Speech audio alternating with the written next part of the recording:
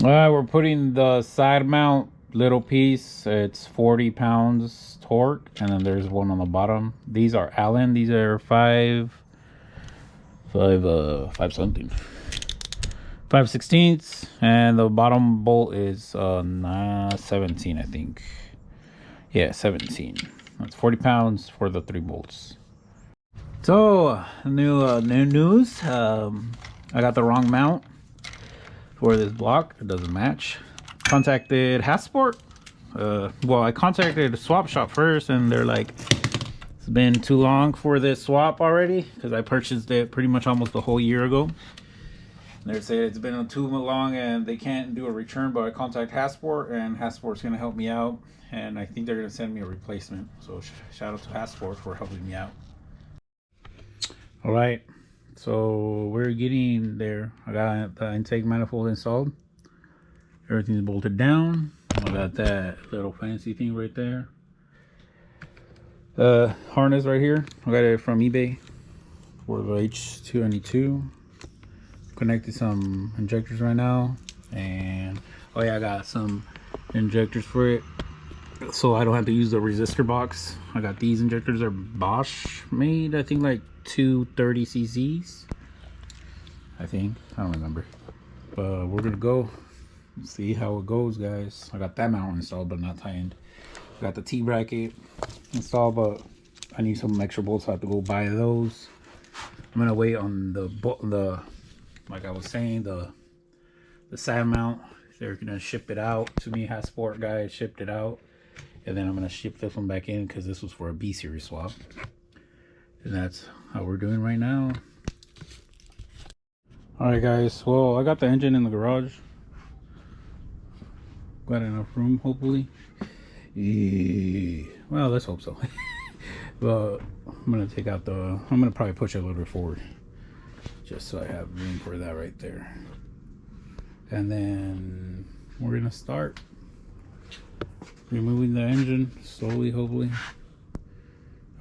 But I'm still waiting on that mount that they said they were gonna ship out, so let's hope they do ship it out, so I don't have to buy the whole kit again. So let's begin. But actually, before I begin, I'm gonna wrap this header with some of that.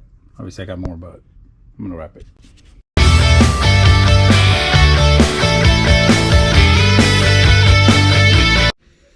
Okay, so battery died on my GoPro, so I did get mostly everything disconnected. The only thing I need to disconnect is my speed sensor, I think, or I think it's the speed sensor.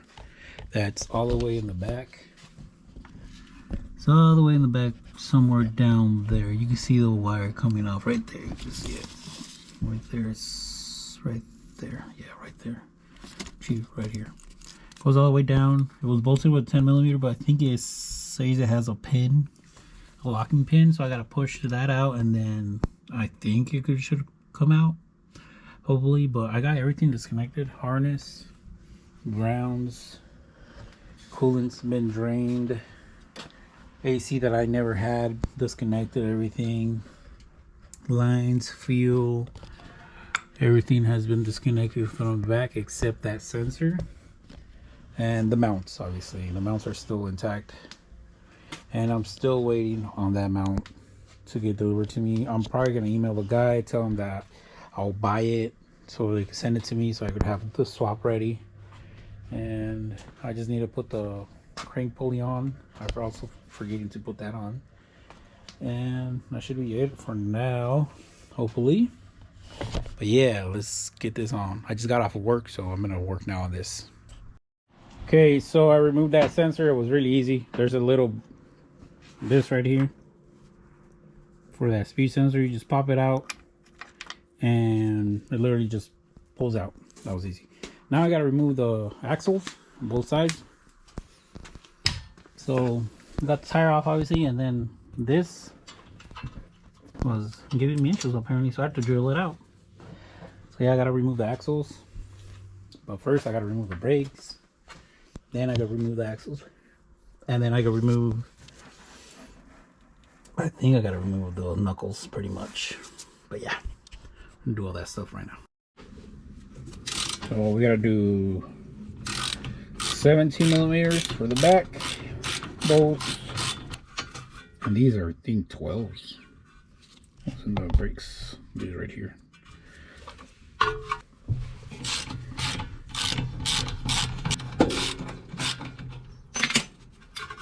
It's already up. Just pop out like that. It was easy to put these back so I don't lose them, because you know we tend to lose everything.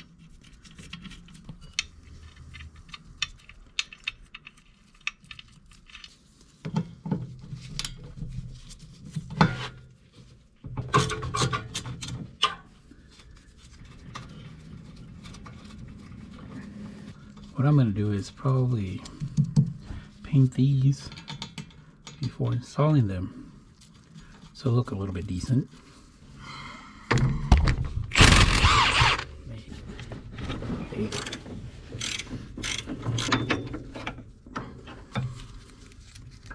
Put it back so we don't lose them.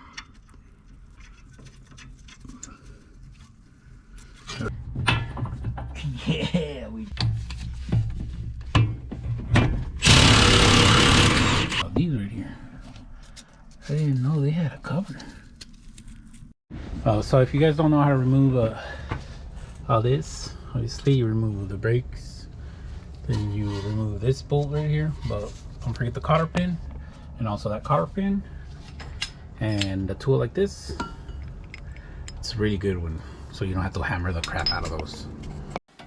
It's a 17 if you guys don't know, now you know.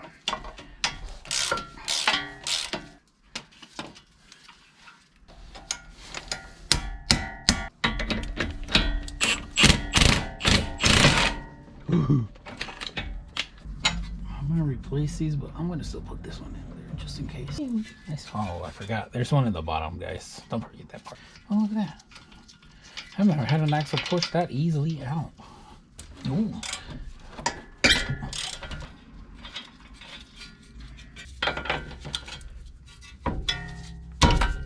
Let's not hit the bumper. I mean the fender. Woo. This tool does magics.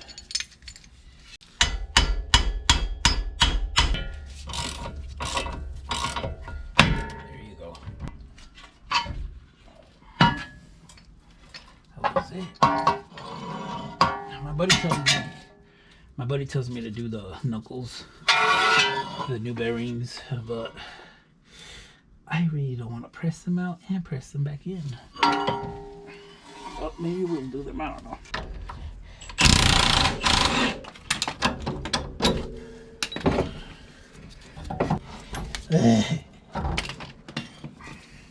Let's go do the other side. I think for the other side is the same thing we did here, so you guys already know. Well, I'm here, guys. Forgot to mention that you got to remove the shift linkages from the back. I forgot about that, but I got them out. But I got the engine out to remove the AC to get it out.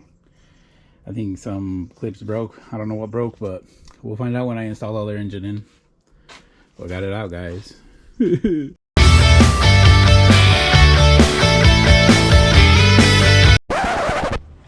Alright, guys. It's been a while. As you can see, I have everything good. Hopefully, let's hope. We're gonna do the first crank.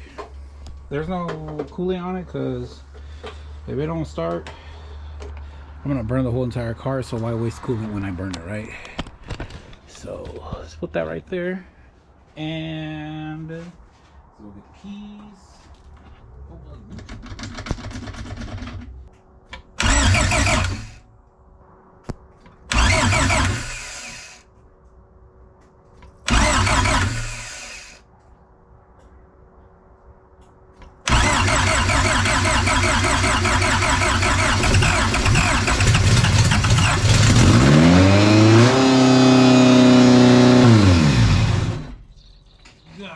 Dang!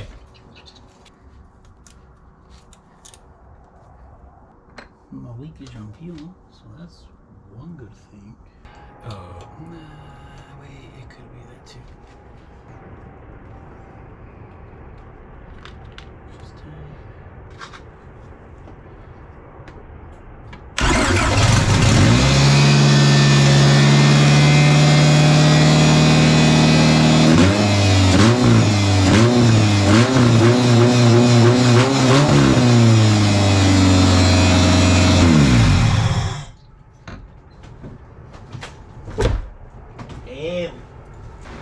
guys got it. Woo!